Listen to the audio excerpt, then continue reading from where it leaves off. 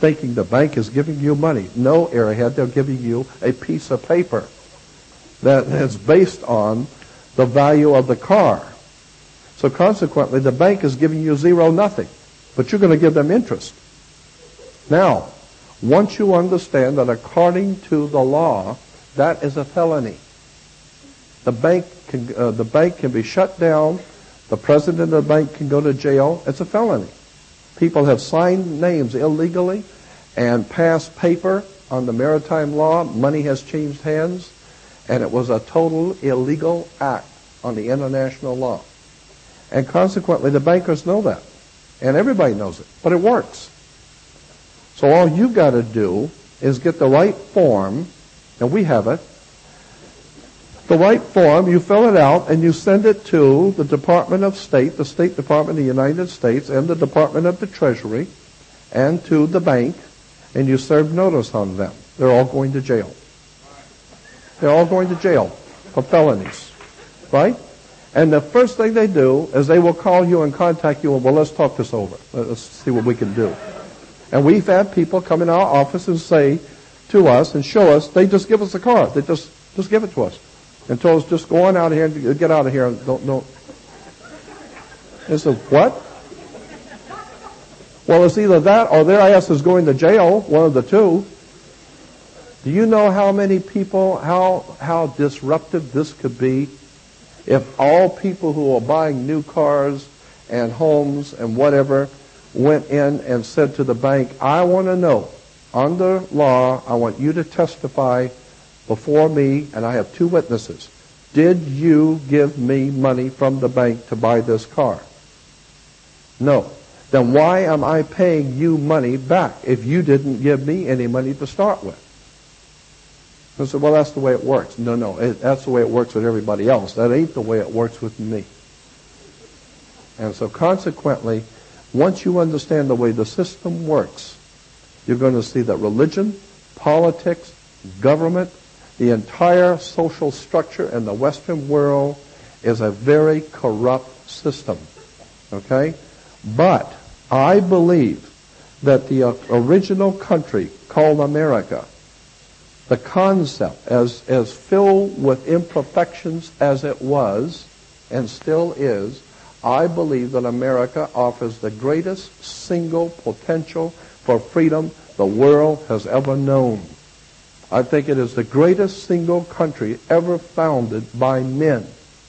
But I think now we have something called consensus reality. Ask anyone in the science, the mind sciences, what it means. Consensus reality means that we have laws and regulations over us. They're not laws. Where is the law that says I have to do this or that? Where is the law that says I have to do that? And well, of course, the code said, I didn't ask you what the code was. I asked you, where is the law? And then you find out that 95% of everything we call laws in America are not, in point of fact, laws at all. They are not there at all. Go back in the law book and find it. Find the law that says I have to do this. It's not there. So it's called consensus reality. We have come to accept things because everybody else accepts it. Well, I don't accept any of it. I don't accept the religious foundation, the political, none of the rest of it. And I think that you're going to be totally amazed tomorrow when you hear Vic explain one of the most revolutionary, radical things that you could do in this country. And I'm not going to tell you what it is, but if you understand the concept tomorrow, Vic is going to explain it. It's going to be the most outstanding thing you're ever going to hear about how you can be totally free overnight by just filling out a couple of forms and repatriating. You repatriate out of a country. What's the word when you come out of a country? And expatriate. You can expatriate out of the United States corporate system and repatriate back into the country as an American citizen.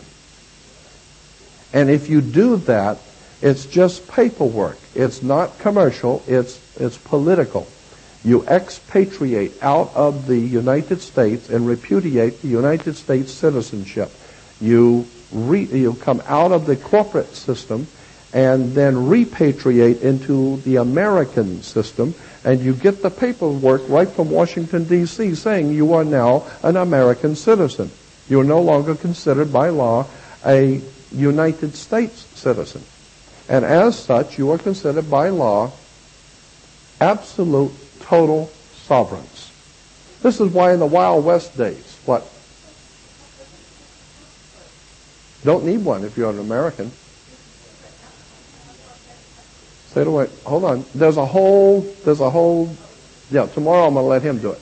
Look do you remember in the Wild West days, the John Wayne movies, the old cowboy movies, when the guys would ride into town and they're carrying their guns on their hips, and they go into the bar and they have a few drinks, and then they have a few words with another guy at the other end of the bar, and they say, hey, if you can't handle it, let's go outside.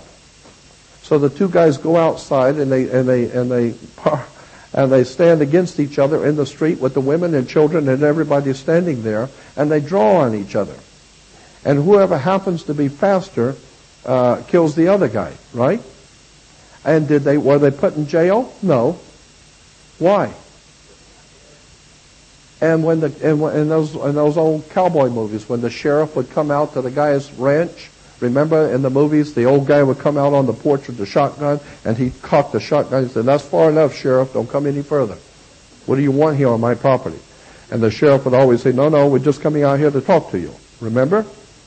How come? How come you could walk out with a shotgun, cock it, and say, hey, you stop there. Don't you come on my property.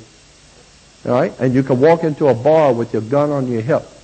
And if a guy gives you any mouth, you go out in the street and take care of it right then and there. Why? It's because you were a sovereign. You were not a United States citizen, but you were an American citizen. And as an American citizen, the law says you are an absolute sovereign. That's why, as if you were the King of England, as the King of England has the right to have his own arms. He can call up an army anytime he wishes. He can have arms because he's a king. But so can the King of France and the King of Germany. And if the King of Germany gets up one day and just decides he doesn't like the looks of this King of France anymore, he can declare war on him. Now, it might not be that easy. It might go the other way, and the King of France, will destroy Germany. But the two kings have the right to declare war on each other to the death. That's what you can do if you're a king. And that's the way it was when this country was founded. Every individual was considered on the international maritime law to be a sovereign. You can carry a gun, you protect your home with a shotgun or a rifle, and you were a free man. It was only until 1868 that they done slipped this corporation in on us and got our birth certificates because you came down your birth canal, and consequently you are a maritime admiralty product because you came out of your mother's water. You need to wake up and find out it's very, very simple. They just didn't tell you. It's like anything else. It's up here. Knowledge is power. All you've got to do is just fill out the paperwork and say that you are getting out of the federal corporation and want to be an American citizen.